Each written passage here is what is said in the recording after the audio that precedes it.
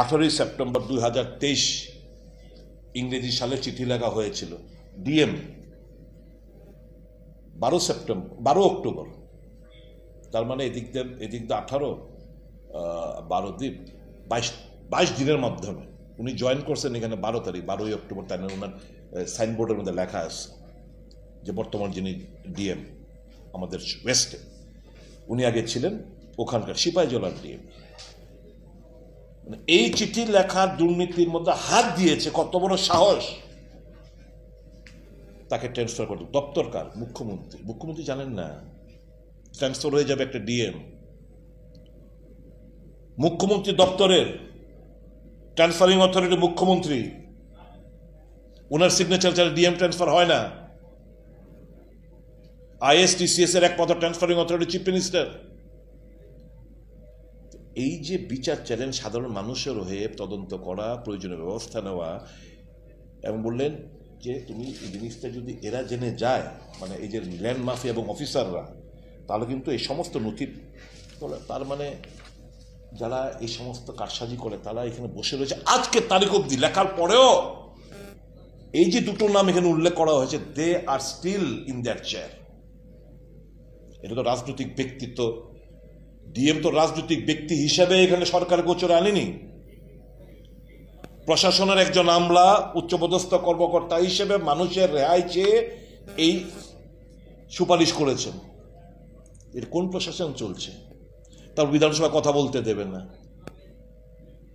তারপর এটা সম্পূর্ণ করতে দেবে না, মানুষের কাছে না তথ্য চলে যায়, মাইক অফ করে দেওয়া হবে, তারপর বলবে আপনি জোর চিৎকার করছেন কেন। মাইক অফ করলে আমি কিভাবে কথা বলবো?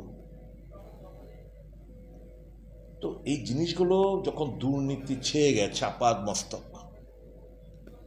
মানে প্রশাসন, এই যে আপনি কিছুদিন আগে বিশালগড় থেকে এক ভদ্রমহিলা যে একটা সোশ্যাল মিডিয়ার মধ্যে যে একটা বক্তব্য, এটা তো একদম বাস্তব।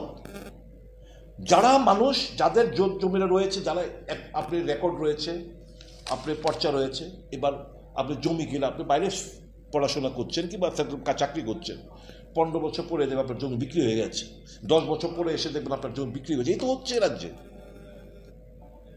এই কারসাজিগুলো এত জোচ্চুরি, এটা তো এই কয়েকটা ফাইলে, এই যে কয়েকটা ফাইল উনি উল্লেখ করেছেন, 5টা ফাইল, এই 5টা ফাইলের বলছে 1400 কানি জমি, 500 কোটি টাকার উপরে, অ্যাটলিস্ট 500 সিপাহীজলার জেলার এই কয়েকটা 5টা ফাইলে। এবার সারা রাজ্যে ওয়েস্ট ত্রিপুরা সহ 59 থেকে শুরু করে প্রত্যেকটি দক্ষিণ, সব মিলে এই বিশাল বড় স্ক্যাম, প্রায় আনুমানিক আমার যতটুকু আমি বুঝতে পেরেছি মিনিমাম 8-10 হাজার কোটি টাকার স্ক্যাম এই রাজ্যে ঘটছে। কোনো তদন্ত নেই। মুখ্যমন্ত্রীর কাছে চিঠি গেছে, মুখ্যমন্ত্রী রাগ কেন? এত বড় সাহস, তুমি কেন চিঠি লিখলে ব্ল্যাক অ্যান্ড হোয়াইট? ট্রান্সফার করো ইসকো। ভেবেছিলেন বোধহয় এই চিঠিগুলো আর কোনোদিন বেরিয়ে আসবে না।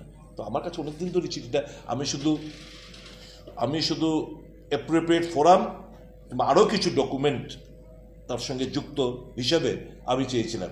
এবং যখন প্রশ্নটা শর্ট ডিউরেশন কোয়েশ্চেনটা করেছি, যখন অ্যাসেম্বলি অ্যাকসেপ্ট করে তখন ডিপার্টমেন্টে পাঠালো, ডিপার্টমেন্টে যখন রিপ্লাইটা রেডি করছে, ডিপার্টমেন্টের কাছে যখন এলো, চোখ ছানা বড় হয়ে গেছে।